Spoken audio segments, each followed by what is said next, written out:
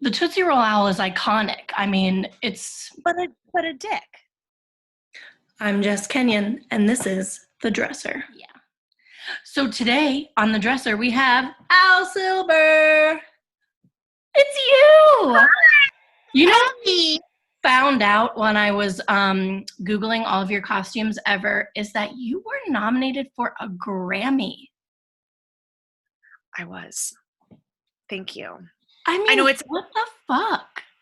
a little crazy. I actually thought the same thing because, and it's sort of been, you know what's funny, is it's sort of been a little bit of like a hag's curse for me in the sense that like I'll go into an audition and people are like, oh my gosh, I hear you were nominated for a Grammy. And I'm like, oh gosh, now I have to sound Now you like have to be Grammy nominated every time. And it's really funny. I actually was talking, so the Grammy nomination was for a symphonic recording of West Side Story, which is an amazing recording that I was just like lucky to be a part of.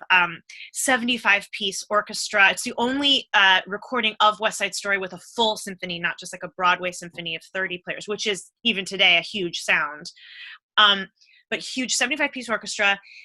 San Francisco Symphony, conducted by Michael Tilson Thomas, who sort of like inherited Bernstein's legacy, if you will, sort of like handed his baton. And I have no idea how in any universe I got to sing Maria on this recording, but I did. And it was one of the greatest things I've ever done. And I actually remember, this is quite hilarious, I remember two things. One, when I was flying back from San Francisco, it was recorded live was the other thing. So there were 6 performances and it wasn't a studio recording. It was all just live. Insane. When I was flying home, there was horrible turbulence on the plane. And I remember thinking, well, if this is how I die, at least I recorded that West Side Story. And like, you I'm made okay it. with that. Like, yeah. I'm okay with that. And then additionally, I was actually talking to Cheyenne Jackson, who sung Tony opposite me. And we were talking the other day. We were just, reflecting on that experience. And I said, you know what it feels like? It feels like, when you sort of meet like a really hot older lady who's like in the 60s, I was a Playboy bunny. And here's the centerfold of me as a really hot woman in the 60s. I kind of feel like West Side Story is my Playboy centerfold where I'm like, I'm just going to keep this around to remind myself that once in my life, I don't sound like this anymore, but I was that good once. Like, you know what I mean? Like that one day, once upon a time. And, and he was like, I feel exactly the same way. So it's an amazing thing. And like, I think it's one of the beautiful things about recordings is, they live forever. Like you think about all of the recordings of people that are long gone that you grew up on that mean so much to you, and their music lives. And I can't believe there will be Tonys and Marias that I will never meet because I will be long dead that will hear that. And I can't believe that's something I get to be that I get to be a part of. Well, I think that your voice is amazing, and I'm sure you sound just as good every single time you sing. Thanks. You're so You're kind. welcome. You're so kind. Yeah, so that was pretty nuts. That is nuts. I mean, that's insane. I'm kind of glad I didn't know that at the time until like right now, because I get a little, I get a little nervous when people are but like, you've met so many fabulous people. I know, but initially, after like a week, okay, fine, it's fine. I can make jokes with you, but I identify with that where you're like, you meet somebody that you're like, oh my god. I've had that. Like I had that feeling when I met Donna Murphy, who was like the nicest woman in the world and like the most human woman. You want to be like, you're Donna Murphy. Like, do you have any idea how much you've influenced me? And actually the same with Rebecca Luker. Rebecca Luker was like one of my 90s teen role models. Like I was a little girl in Michigan listening to Rebecca Luker. She was like teaching me how to sing on all her albums. And this is a great story about the humanity of like the stars are just like us. Rebecca Luker is married to Danny Burstein, who I did the Broadway revival of Fiddler on the Roof with. And I played the oldest daughter, Tzeitel, and Danny played Tevye, my father. And I remember I remember one day walking into the stage door and Rebecca Luker was going in to just see her husband. And she's like, hi, Al. And I remember I was like, hi, hello. And I remember thinking, she knows my name. And I was like, of course she knows your name. Like, this is literally the 30th time you've seen each other. I just, I couldn't put it together that like Becca, the colleague, the wife of my colleague was Rebecca Luker. And then my favorite story ever was at the Tony Awards party. At the Tony Awards party, I was like, maybe this is like an appropriate moment because she's not as busy tonight. Like, maybe I can get a photo with her. And I was like, Becca, could we get a photo? And she's like, absolutely. I'm gonna act this out. Absolutely. And she picks up the phone, and I thought she was gonna like take it to get a selfie of us, but she's like, absolutely, no problem. Oh, I thought you wanted me to get a photo with you. And I was like, no, I'd like a photo with you. And she's like, oh my God. why me? And I was like, because you're Rebecca Luker. Like, you're my idol. So it was the cutest thing. She literally like held it up because she didn't understand that she wasn't the photographer. Oh my God, that's so sweet. I know, and you just go, isn't that the sweetest? So the stars are just like us. I'm usually handing them their underwear, so that's going to be awkward no matter what. Or taking their dirty underwear. So many times. So many pairs of underpants. So yeah, but where do we start, Jess? How do we begin? We begin with our beginning, Al. We did Midsummer Night's Dream at Chicago Shakespeare together, and you were Titania Hippolyta, wearing Fabio Toblini costumes. Dreams, all of them dreams. And what I think is so funny about Titania is like she's always wearing panniers. She's like always got buckets, she's always kind of wide and poofy and then kind of sexiness totally. At the top. And your costumes were the same. You had these long tulle skirts, and there was like pieces that hung down in the front that I thought were going to kill you. I mean, I think once they nearly did kill me. Yeah. We had to start, like my costume situation was like a particularly hazardous confluence with our set, which had this like very, very dramatic and very beautiful, but very intense drop off. And I would step onto this drop off where like, you're on one level and it's curved, and you really have to do a very dramatic step down to hit the ground. And I kept with my heel hitting in heels like this big. Let's say that. They were also, and like skinny as fuck. It was danger, and I did sprain my ankle. Do you remember? And we had to like have a revision, and we had like a Titania boot version, which was sexy, and we made it work. Yes. And what I also though loved was that Fabio was so there was definitely like a very set vision, as you said, with the pennies and the tulle and this like incredible like dragon skin bodice for Titania, but he was really, really open and collaborative and like really didn't have any set ideas about Hippolyta. And what was really great was being able to kind of like envision what ostensibly in our version was a fairly silent character in that particular production. She's pretty silent anyway. But really sort of played up the silence, I think, in this version, and got an amazing silk wedding dress made out of it, and an incredible Calvin Klein tailored suit out of it, and very symbolic. Like I remember doing some research and coming up with how that the Greek myth Hippolyta had this golden vest that she wore to that really gave her all of her powers.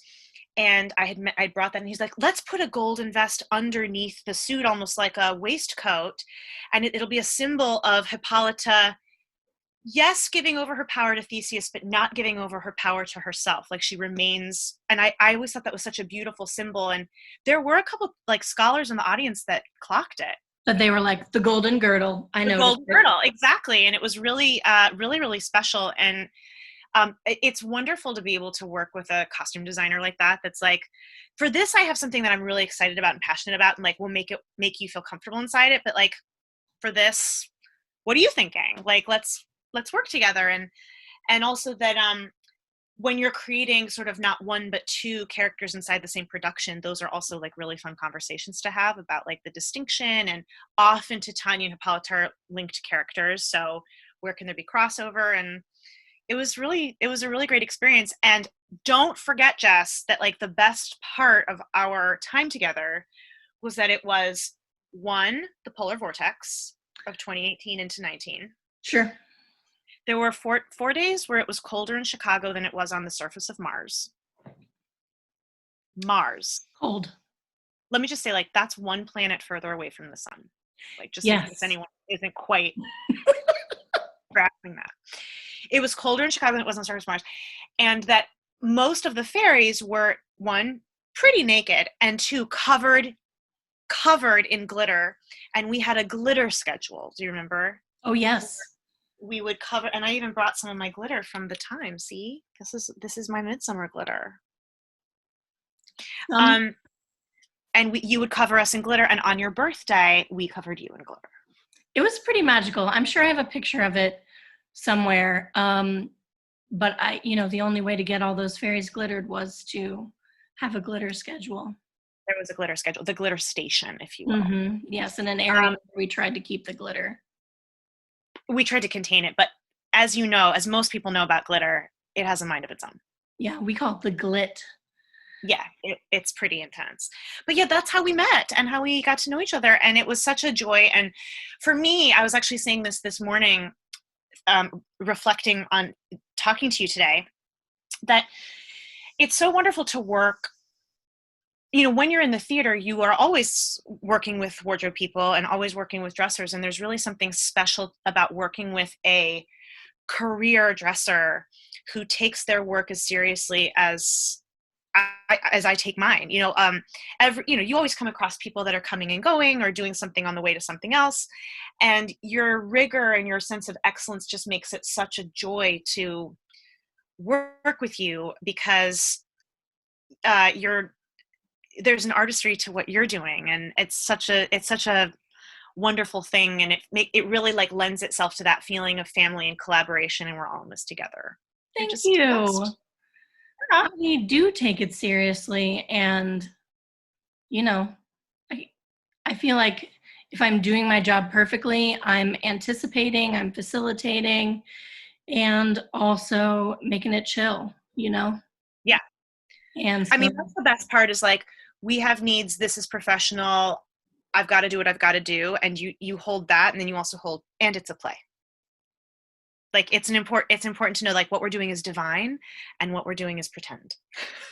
Yeah, it is definitely a fine line between, like, we absolutely have to take it seriously. What we're doing is serious, and sometimes it's very dangerous. But if we aren't having any fun, what are we doing? Totally. What is the point? So yes, that's what we met, and it was a joy. It was a joy. You were a joy. The dressing room of women was a joy. Glittering people was a thing that we did. That was a thing that we did, and your hands were very upset by it. Yeah, because I had to of course, you wash them after every person, and I started wearing gloves, and then we're trying to like reuse the gloves and wash the gloves and not be wasteful and whatever. It's glitter. And here we are. Yep. Here we are. And yeah, that was wonderful. I would give anything to glitter someone right now. Yeah. In my own house. Just to touch a person. Yep. It's it is kind of really, really unbelievable to think about, like, they say, not to, take it to a completely different place, but they say, when people are in war zones or in times of incredible trial, like, they say a lot of people in World War II for many, many decades later had a complete shock, panic attack to people knocking on the door, even if it was really innocent. Oh. And you sort of think, but of course they did. Of course they did. That even people that weren't being hunted, the feeling that people were being, and people that lived in Sarajevo having a totally different response to loud sounds or whatever it may be. I wonder how we're going to respond when somebody very casually offers their hand to shake it. Like, are we gonna be jumping for a while? And yeah. I thought about that same thing. I think we'll never shake hands again like we did before this. And I also thought about eventually when I can go back to work, I mean, everybody's going to want a hug, and I want a hug too. But at the same time, don't fucking touch me. I'm so afraid of being like, I went out to throw the garbage out the other day, and the guy was just like walking on the sidewalk, and I just like hid in the awning under our house and waited for him to walk by. And then I waited a little bit longer for his breath mist to dissipate. Fair. My boyfriend Alec, as you know, Alec, he loves the song I Can Go the Distance from Hercules, and has taken the liberty of rewriting the words. So please stay away. We can social distance. And I thought that should be a number one. Yeah. Do you know what I mean? Just like right now. I mean, you can record it at your house. I know. Maybe I could bring my special guest, Tatiana Angela Lansbury Romanoff, my kitty cat. I think that if you don't, you're missing an opportunity. Obviously. And she will never speak to you again if you don't put her in the video. She's such a diva. Such a diva. Okay, Tanya. She's what? She was my inspiration for Titania, Queen of the Fairies. I mean, obviously. You did not need anything but her. Yeah, she was it. So you were going to ask me something. I was going to ask you, Al, what is the makeup that you bring with you all the time, your favorite makeups? Great. There's definitely like a no makeup that I think is something that especially most women or female identifying people master. And I think men and male identifying people master for the theater, which is just like, how do you ostensibly like readjust to look healthy and like you're not wearing anything underneath the varying sort of artificial lighting situations. And for me, I'm very lucky to have like pretty decent skin, so I don't need to do a lot of like correction. But I have that like delicious Eastern European under eye Jew moment, which we love. Thanks, Dad and the Silber family. And so for me, the big ones are I invest, actually, like what I would call like I invest in a pretty decent and not cheap, but I consider it an investment because it's waterproof foundation, which is the Dior Air Foundation. It's a retail, it's about $60, but for me, even using it every day, it lasts about a year. Wow. So it's pretty cost effective for what it is. And the reason I say that the reason I invest in it is it really looks like skin. Like, it doesn't look like made up skin. It looks like skin that's just better. I save it for the theater. I save it for being on camera. And I save it for special occasions. And sometimes that means I'm using it daily because I'm in a play. But like, I'll give you a perfect example of when it came in handy and I really wore it and nothing else. I just finished, we had to obviously close down our shops, but I just finished the London production of Indecent. And it was the same production, the Rebecca Teichman original Broadway production, just transferred to London. And of course, all of the characters I'm playing wouldn't be wearing any makeup. So I was really excited that I had my air flash because it's waterproof. And of course, quite famously, my character ends up being rained on. And the makeup did its job. Like, it really did its job. And so that's kind of my go-to. I also love when I'm not worried about being rained on, we'll sometimes bring in a NARS concealer here. And I love, because I have played, I'm sort of now transitioning to leading ladies versus ingenues, but I have played a lot of characters with some kissing involved. And so I prefer lip stains to lipsticks because it means that you don't have to worry about what you look like and you don't have to worry about it getting on the person you're kissing. And a nice waterproof mascara because, again, I've been playing ingenues that have been crying. So, but we're moving out of that very gladly. And I also love to use it doesn't even matter the brand. I love to use a eyebrow, like clear mascara to just make sure that my eyebrows sort of stay framey and in shape and not too wild. again, I'm sort of eyebrow blessed, thanks mama selves. And so I just like arrange the hair so that you just kind of look finished. Your eyebrows are perfect. Thank you. They are a gift. I mean, they are amazing, especially like right now, since eyebrows are like having their time. They're kind of having a moment. I've always had a strong brow, even when it wasn't trendy. So it's kind of like, I kind of feel this way about my butt. Like I've had I went through all of high school being like, I have this huge bubbly butt. And then suddenly it became trendy. And I'm like, I guess I'm hot now. Like, right. So I've been consistent, but trends have really gone my way. So I'm glad I'm sure you feel this way. I'm glad I could catch it before it was way too late, like, oh, great, yeah. Great, good, bring it on. So that's really it. I try to keep it pretty natural. And then when it comes to things beyond that, I think the most important things that I value is that I really want the majority of my makeup to be pretty clean and certainly not tested on animals. So I try to do pretty good due diligence on that. And I won't say that I'm perfect. There are some products that, are just superior for whatever reason. And I try to limit those though to things I use for work and not in my personal life. Awesome. Those are my thoughts on my everyday makeup. And tell me, what is the thing that you have to have in your dressing room? So, I love that you asked this question. So, I surround myself, you saw this, I surround myself in photos and I kind of have like not even kind of, I have a dressing room packet that goes with me no matter where I'm working. And I will say, you're in it now.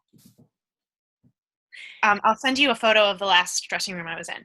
Yeah, just like really good memories and surrounding myself in, the reason you're in it, in fact, is surrounding myself in memories of what the theater feels like when it's at its very best, like images that remind me of like why I'm in the theater.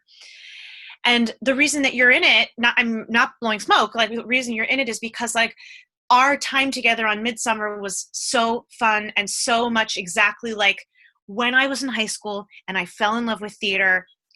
That's what it felt like. And seeing a picture of us being like in glitter reminds me of that. And I take that with me because as you know, not every job is a home run. Some jobs are work. And it's really important to be reminded of why you do it. And sometimes, of course, the audience that's there every day is why you do it. But you're going to see them in a couple minutes.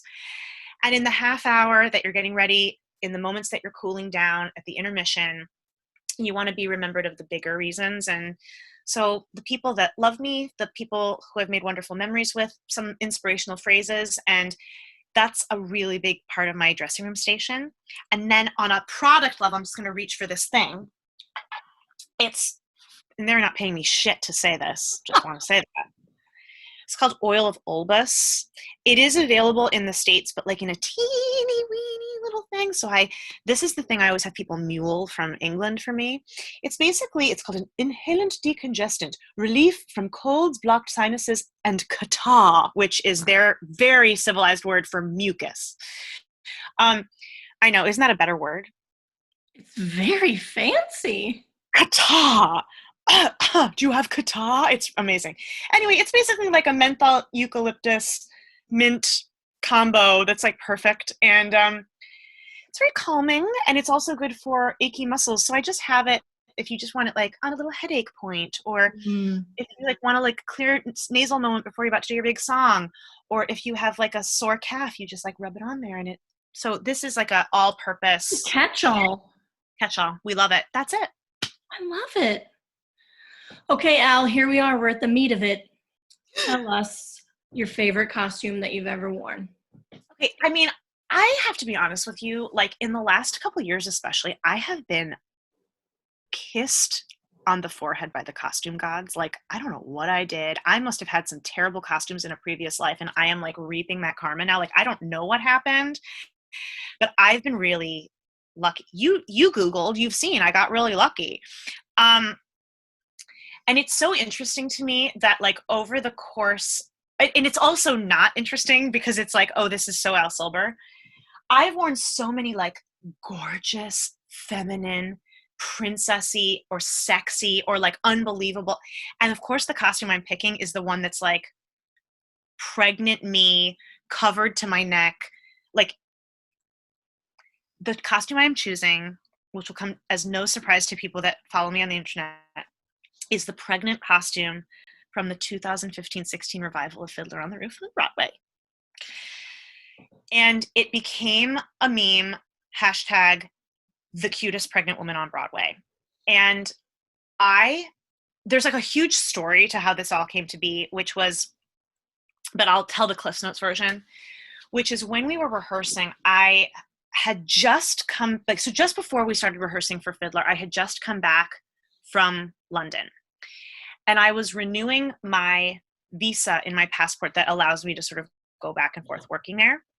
And at the time, it was it was the height of the refugee crisis. And obviously, England was experiencing that in a very different, profoundly European way. And I went to the Home Office to renew and saw this family of Syrian refugees waiting and waiting and waiting alongside me, and really struck by the fact that, like, I'm this white actor, middle-class actor that's relatively safe and is here as a matter of course. I have this invitation to get a stamp, and it's inconvenient for me, but like, that's it. And watching these people just so desperate, this huge family, grandfather, clearly a daughter, her husband, and their children. And ostensibly what ended up happening was the woman in line was pregnant, very pregnant, maybe 6 or 7 months pregnant. And I was following them along in line, and the short version is the men were told to go back, and the woman was allowed to stay with the children. The oldest son, who couldn't have been older than 11, volunteered to go back with his grandfather and dad. And there was this image that I will never forget as long as I live, of the grandfather kissing his daughter's pregnant belly. Pretty sure he was never going to meet that baby. And I thought, this is Fiddler. This is what it means to be kicked out, to feel unsafe, to not be wanted, to be separated. But this is it. Like, generations being stripped apart against their will. And I thought, I have to honor this family and put it in this show. And that's how these people live. I can tell a story visually, and this is what costuming does. I can tell a story wordlessly that honors people that can't speak for themselves.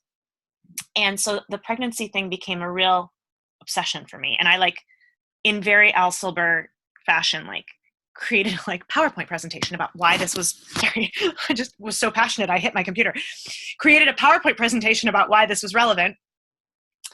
And Bart Shear, the director, was like, I agreed to this like 6 slides ago. I just wanted to see how long this was going to go on. And you were like, I have 30 more. So. I have 30 more. So thank you so much. Get it. Yes. Thank you so much. And ostensibly, basically, it's clear that Model and Side, like, basically in terms of the theory, Model and Side will get married at the end of the first act. And then we fast forward about 5 months by the time we get to the sort of top of the second act. It's clearly autumn. And so we figured that if they had a wedding night conception, that she would be about 4 or 5 months pregnant. So there's this like really delightful, not too big, not too small belly. And that by the very end of the play, she's about 2 or 3 months pregnant again after having the baby in the next scene. So was able to sort of get in sort of both of these moments from that original image. But I think my most exciting thing was when I brought this idea to Catherine Zuber, who's, you know, an incredible international designer of plays, musicals, operas, television. She loved it. And one of the things that she did that was so beautiful is, of course, Mottel Camsoil, who Seidel marries, is a tailor. And she said, one of the things that I love about this is Model's love language would, you know, she's like, I'm thinking about myself. Model's love language would be making her things. He'd have nothing to buy her, but he'd be able to make sure that she was the finest tailored woman in the village. And that every hem was, you know, microscopic and beautiful and complicated and made her feel rich. And so one of the things that, which I thought was such a beautiful idea that, again, I would never have thought of, and told such a beautiful visual story. And so we started with a red jacket that was a jacket that fit me perfectly as a non-pregnant woman. So we tailored it to me exactly.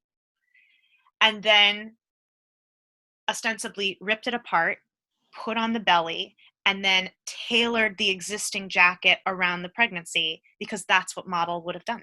Of course. He couldn't have been able to make a new garment. They couldn't have afforded it, but he could alter the existing garment to be perfect for the bump, because they didn't have maternity clothing. That wasn't something that they did. And so it's this extraordinary moment. It's the first time you see Seidel as a mama. And it's also a really beautiful Model and Seidel in Fiddler on the Roof are the only character, they start at the top of the show in tradition saying the papas, the mamas, the sons, the daughters. And they're the only two characters in the entire play that you see go from sons and daughters to mamas and papas. So it's a really profound image to see a girl in transition to mama, right? She's young, she's 20 years old, and yet there she is in her covered hair in the pregnancy bump. And it just was a very powerful costume to me for the reason I initially told you, for the story that Kathy added onto it and the care that went into it. And also it became this story for me where during, just not to overshare, but during 2015 and 16, I went through a very, very challenging personal time with my health, and was going through the beginnings of understanding ultimately an autoimmune disease that I now have evermore. And now it's under control. I'm in remission. I'm so lucky and so grateful to be healthy and alive. But at the time, that really wasn't my reality. And every day there was new terrible news and a new medication with new drugs to try. And one of the huge, huge, huge impacts of this was one of the drugs I tried made my hair fall out.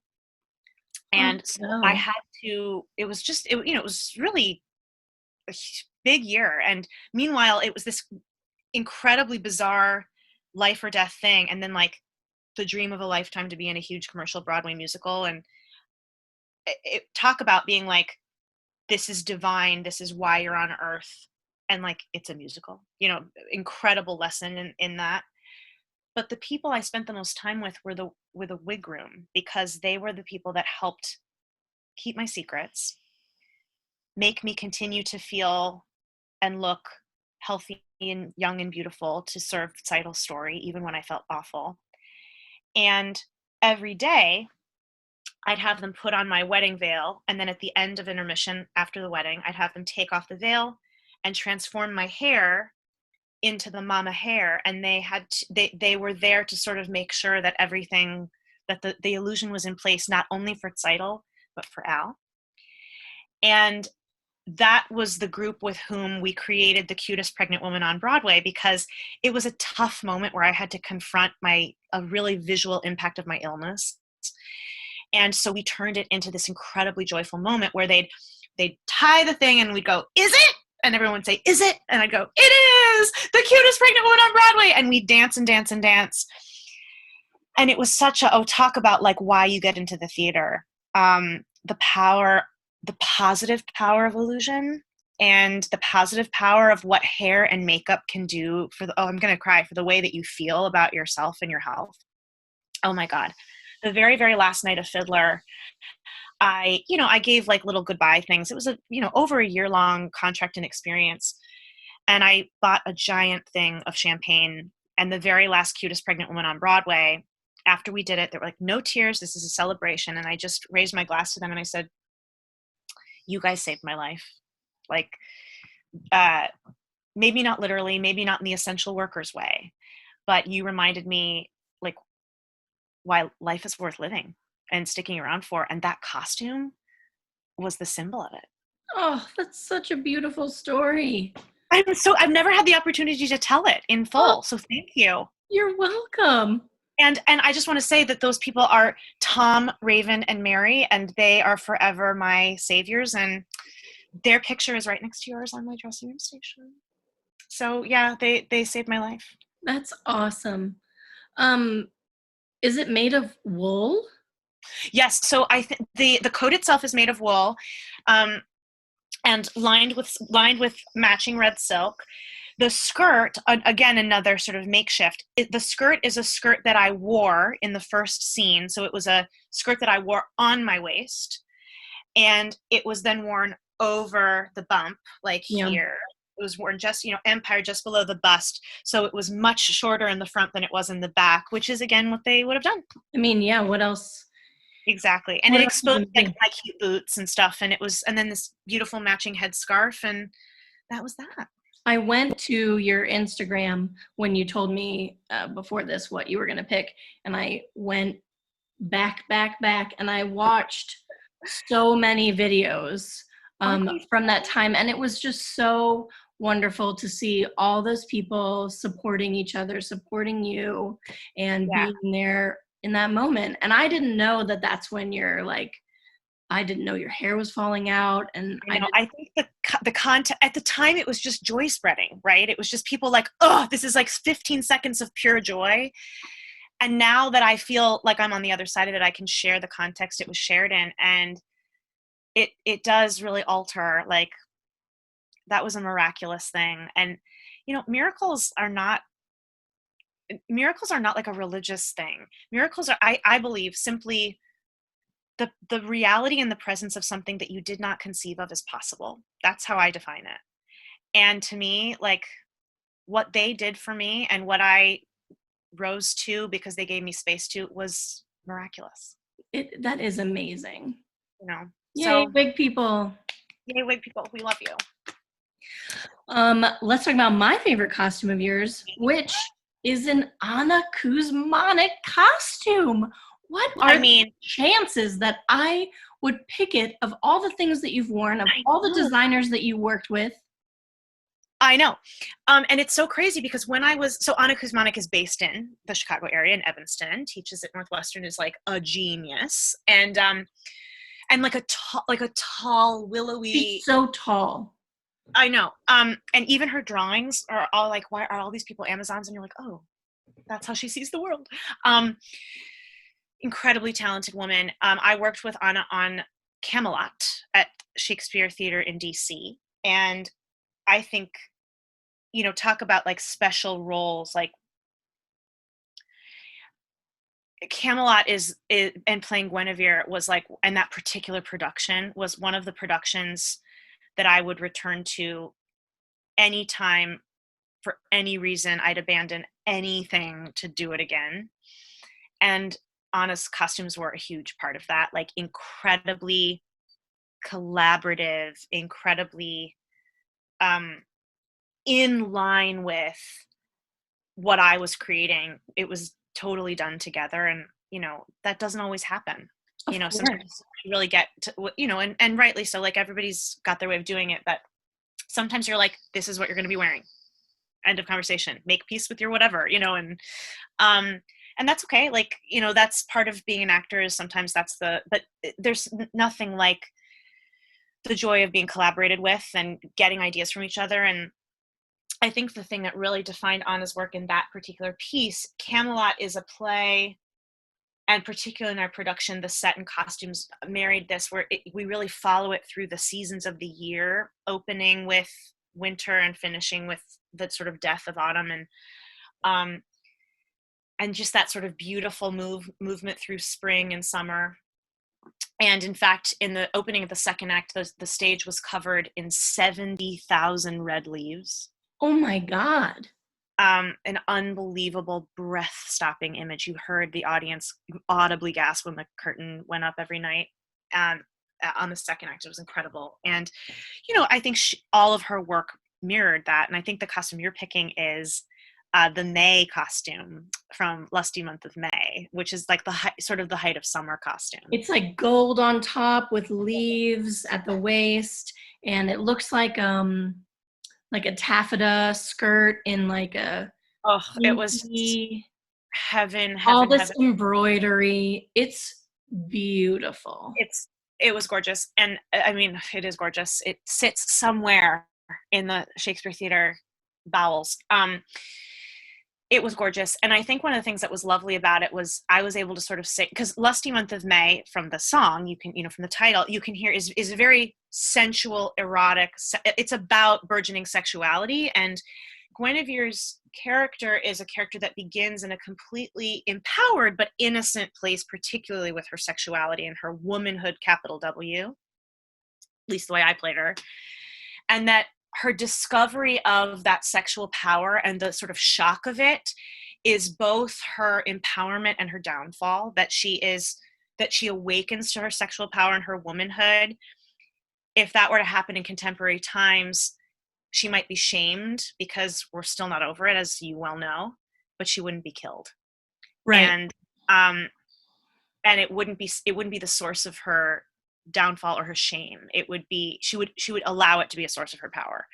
And I think that was something that Anna and I talked about a lot. And I said, listen, like, I am really comfortable with these parts of my body, particularly my bust. And I think I am really happy for some of those hemlines to be just a little questionable, to be just a little stareable. And I think that's an appropriate use here, and incredibly form-fitting, incredibly feminine, no apologies. And the other thing that was really, you were saying there were these gold leaves on there. Leaves were a really big theme, as I told you, 70,000 leaves, but leaves were a huge part of each of my costumes. Hand embroidery in the first scene, incredibly beautiful natural images, hand done leaves, birds, fruit, gorgeous things. And then so as many of you know, Guinevere, for those of you who don't know the myth or the play or any version of Camelot, Guinevere is sentenced to burn at the stake for her infidelity against Arthur, and thus the crown, and thus Camelot. She cheats on him with Arthur's best friend Lancelot, and is sentenced to be burnt at the stake. I'll just put my comment on how Lancelot isn't burnt at the stake over here. But the concept of the flames and the leaves were something that Anna basically put together, so that at the beginning, the leaves are beautiful, they're colorful, they're whatever. This scene that you're talking about, this costume, is where she meets Lancelot for the first time. She doesn't fall in love with him, but she meets him. And so Anna wanted the leaves to start to look in their gold embroidery like fire. And so it was like the beginning of the down. Yeah, they're like thinner and more pointed. Yes. So I sort can of like totally medieval paintings of fire, if you will. Yeah, absolutely. Wow, that's fascinating. Oh, cool, right? And Anna was also the very first costume designer who I worked with, who I had two very long medieval wigs here, and Anna was one of the very first people with whom I worked. I love, as an actor, I love deconstructing beauty. I wanted the Guinevere that burns at the stake to be completely disintegrated from the young 18-year-old girl we meet at the beginning. Hair chopped off roughly by an axe, thin as can be, in a shapeless bag of a garment, white lips from scurvy, ostensibly, like really, really allow that. I wanted people to be shocked when they saw her. And Anna was like, I love it. So she was the first person that ever, and it was a big moment for me because it was the second show I did after Fiddler. And my hair was just starting to grow back. And I was like, I'm ready to show this short hair as an act of power. Yes. And so in the scene, and it was like really the first time that it had gotten to a point where you weren't like, is she okay? Do you know what I mean? It just looked like a short haircut. And I was ready, and she was like, I love that. And so in that moment, Jenny's hair, short hair was, it was also a seize of power for me as Al. I love it. That's great. Really cool. And what perfect storytelling to just like defeat her in that sort of visual Totally. way. Exactly, in that visual way. And yet, like, I sometimes think what I was always referring to in that moment was like, I want Hermione in the court scene in Winter's Tale where she's like, do your worst. What else can you take from me? Right. You've taken my this, you've taken my that, you've taken my, but you cannot have my spirit. And just because like my youth, my blush, my my hair, I'm still here. Yeah. And I wanted that. Yeah, and I love that you got to take your power and to find power in that, because of course it could be, as a character, it could be like so hard to deal with the loss of Totally. physical element that you like identify as your femininity, but to instead find power because you as a person found power in that. Totally. It felt really incredible, and it changed day to day, but there were definitely days where I was standing there at the stake thinking, fire, bring it. It's nothing I haven't felt already. And that wasn't just Guinevere, that was Al. Yeah. And it was right. just like, oof, and God, women are strong. So yeah, that's that. I'm really glad you picked that one, because what a coincidence. Like you said, it was among the more I've been really blessed. I've been able to like really have wonderful collaborative conversations with costume designers, and I'm sure you would agree, like costume designers at their best, just like any creative, recognizes that this isn't a costume, it's this person's clothing. That like, and I think that's a really important thing for actors to hear too, that it's not about how you look, how you're perceived, although it is. You have to think about it inside and go, why would this character pick yellow? What does yellow mean to them? Why do they think they look good in yellow? Or another thing, like I remember when I was doing Cabaret, I had to do two elements of work where I was like, one, Sally Bowles, I have a big hang up about my legs. I always have. Like, we all have our thing. Sally Bowles doesn't care about her legs, and no one's ever kicked her out of bed. So I have to do my internal energetic work on being like, whatever. But I also have to tell our costume designer, this is the setup in which I'm going to feel the least bad about that to help this succeed. And a costume designer is going to be like, great, like, what about this? What about this? What about this? I want you to be in a place where your Sally isn't thinking about anything other than feeling fabulous. That was a really productive conversation too.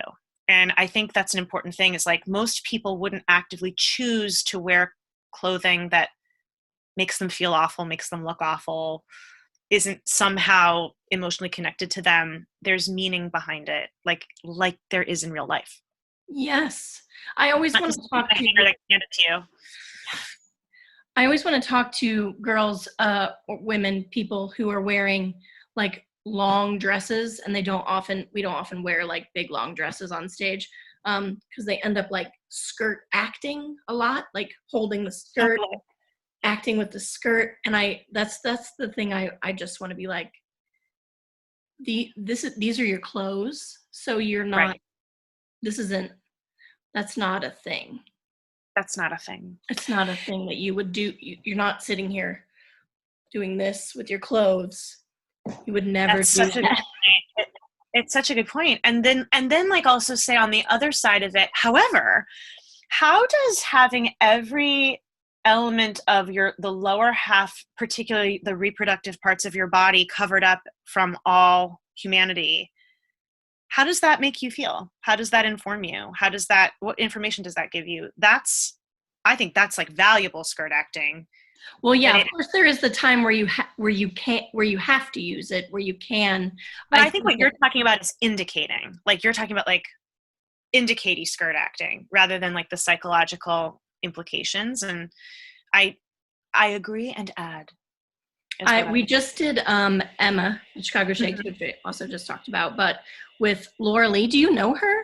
I do. We both went to Interlaken. Amazing. She did this thing that I thought was so brilliant and tiny, where she was in a scene and everybody was there, and she was trying to impress whatever his name is.